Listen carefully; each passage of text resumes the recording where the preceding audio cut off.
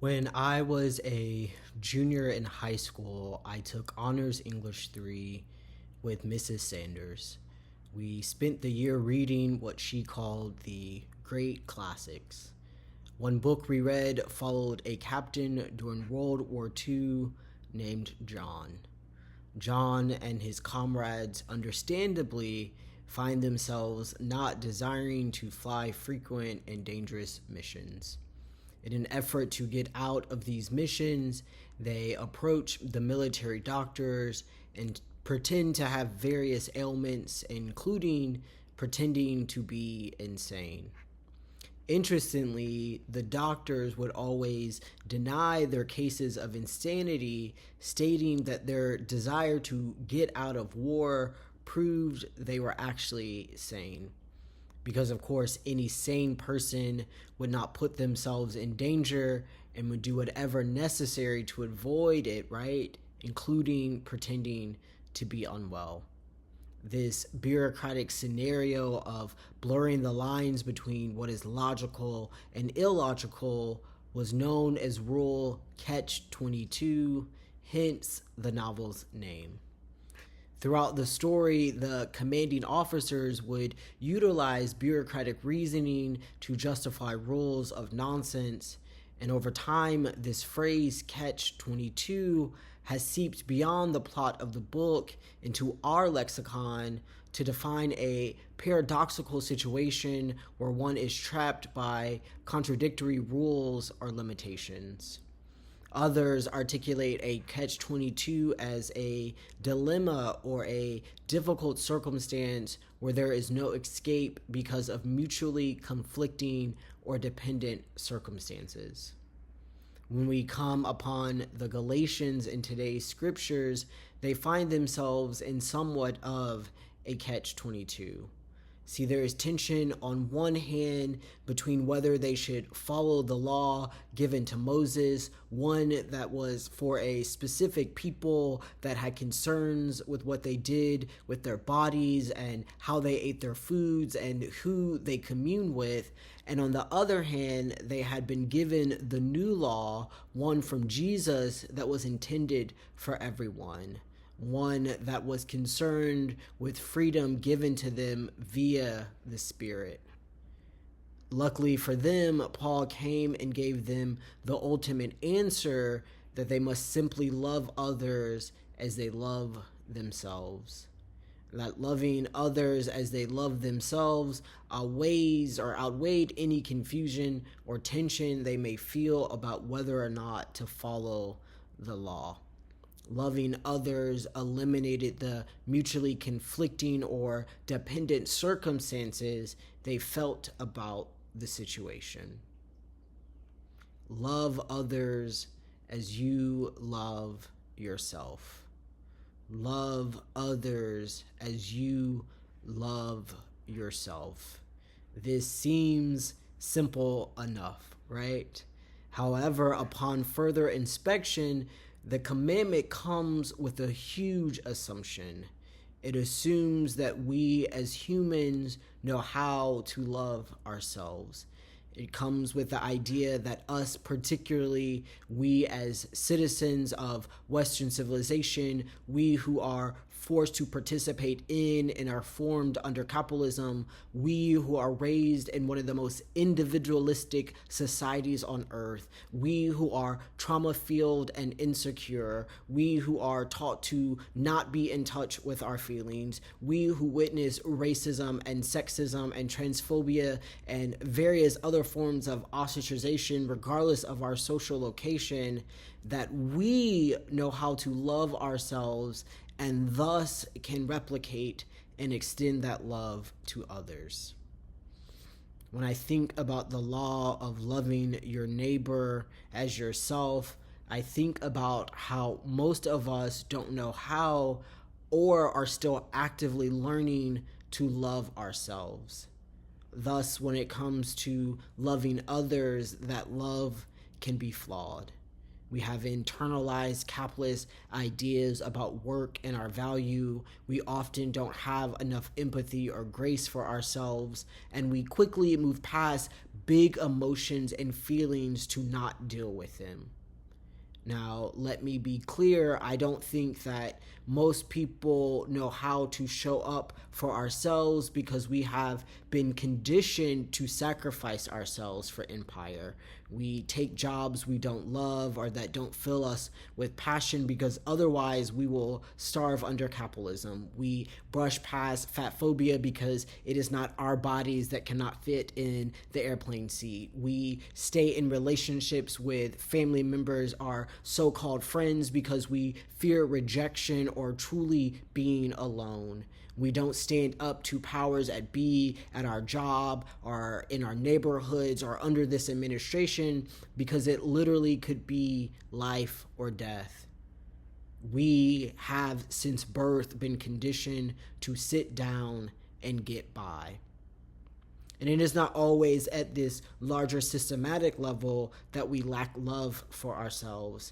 Sometimes it looks like the fact that we go to bed a little too late, that we maybe don't drink enough water or move our bodies enough, that we doom scroll on Instagram and TikTok, or that we watch the news that fries our nervous system. And I am not saying that we do this in all areas of our lives, right? But all of us know that feeling, that feeling in the gut of our stomachs, that ache in our bones of having to participate in things that don't feel right because the consequences seem too great to do otherwise. Let me be further clear that when I say we don't love ourselves well enough, I do not think that most of us hate ourselves. But if we can just keep it 100 with each other, right? If we can really sit together for a second and be vulnerable. We were not raised by parents who started the morning with self-affirmation and teaching us how to say kind words to ourselves. We did not go to schools that had breaks for meditation and being in touch with our bodies. We did not grow up with TV shows that portrayed a variety of body sizes and various abilities. We as a people were not given a manual entitled How to Love Yourself 101. Instead, we have been shaped by a society that demands conformity, one that demands that we use our bodies to make profit for others, one that demands a persistent survival mode. And this makes sense, right? It makes sense that we are not given tools to fully love ourselves, that loving ourselves does not benefit empire. It does nothing for companies if we feel enough and we do not buy their makeup, or if we feel cool enough already so we don't need the newest electronics, or we don't buy liquor to drink and numb ourselves from the pain of this moment. A population that loves itself is not a population that is controllable.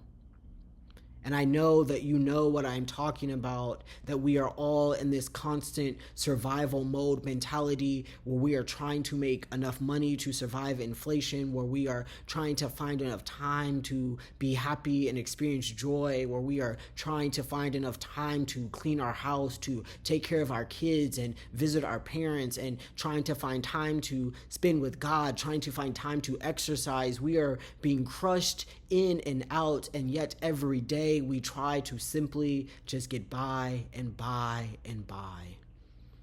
This constant survival mode that is the United States of America presents us with our own difficult circumstance where there is no escape because of these mutually conflicting or dependent circumstances.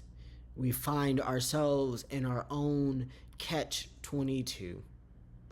We find ourselves asking, how do we love others when we are also being crushed by the same systems as those we are trying to show up for? How do we show up for others without sacrificing ourselves and getting swept up in the big machine? The demands placed on us leave us in a situation where showing up for others, loving them in a bell hooksian way, right? A way of love that is concerned with the growth and the well-being, right, of another soul. Well, that sometimes can feel like a sacrifice that is too much. Thus, I come to you today with the question, how do we love others as we love ourselves when loving ourselves is not made easy? On one hand, we all know the golden rule. Do unto others as you would want them to do to you. We know to be kind and caring to others, but I ask today what it might look like to focus on making a commitment to truly loving ourselves first. And I do not mean in a selfish or solitary manner, but when we love others, when we love ourselves, right, in an attempt to love others, when we are committed to the growth and well-being of our soul, it is easier to be in community with others. When we are whole and insecure, when we are rested and energized, it is easier to get out of the dilemma of showing up for self and showing up for others. So, what is the solution to loving ourselves? How exactly do we do it? I want to leave you with a few ideas about how we can be better to ourselves and thus be better for those around us that we care about. I contend that we must start with radical self-love. I'm not trying to be cliche in this moment with you and just spew back internet advice to you, because this is literally life or death at this point. The empire of America is crumbling, and we must practice a radical self-love. Radical as in from the root, right? The roots of our beings must be concerned with taking care of ourselves. We need to drink enough water and eat enough food. We must sleep enough and rest and laugh and cry when it is necessary. This moment calls for us to be grounded and planted in ourselves in ways that we have never been committed to before. The airplane in this moment, right, has lost cabin pressure, and it is time to put on our mask so that we can help others secure theirs. Furthermore, we must be embodied. The constant rat race of life does not leave us with much time to sit and ponder our feelings and listen to our bodies. Therefore, we must make time to be with ourselves. We must make time to be with ourselves. Our bodies carry the history of who we are. They have insights and expertise on what we need. We must give ourselves the space to listen to what they are telling us. And you might be saying, John, you just went through this laundry list of all the ways that we are not taught to love. You just went through this laundry list of all the time that I don't have to do these things. And therefore I contend and I say, I hear you. So just give yourself 30 seconds a day. Start with 30 seconds a day and see how you start to feel afterwards. Because this is not a moment, right, where we are actually trying to spread ourselves thin, but it is a moment where we are trying to expand our capacity to feel so that we can truly be in touch with what it is that we need. When we do so, we make room for the fullness of who we are and learn to make room for the fullness as others as well. When we have the patience to care for ourselves, when we have the capacity, right, when we have the knowledge of how to care for ourselves, it is easier to take that knowledge and extend it outward. The evil of this world manifests further on us being numb.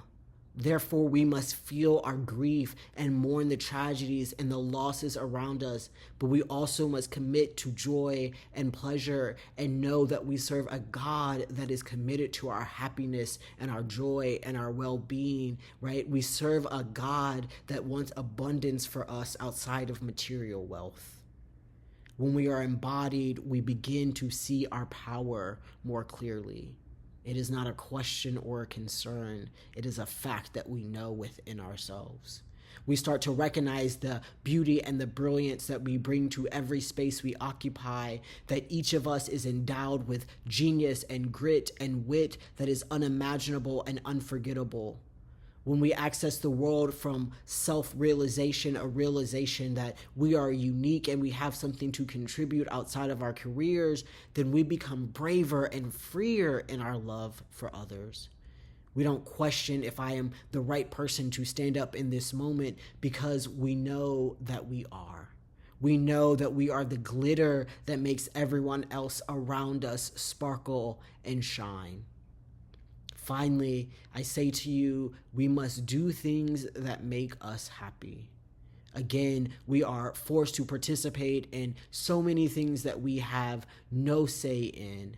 Therefore, I demand that you take time to feed your inner child. Play the games that brought you joy as a young person. Color and create art that stabilizes your nervous system. Go to the park and swing and remember what it feels like to be high in the sky.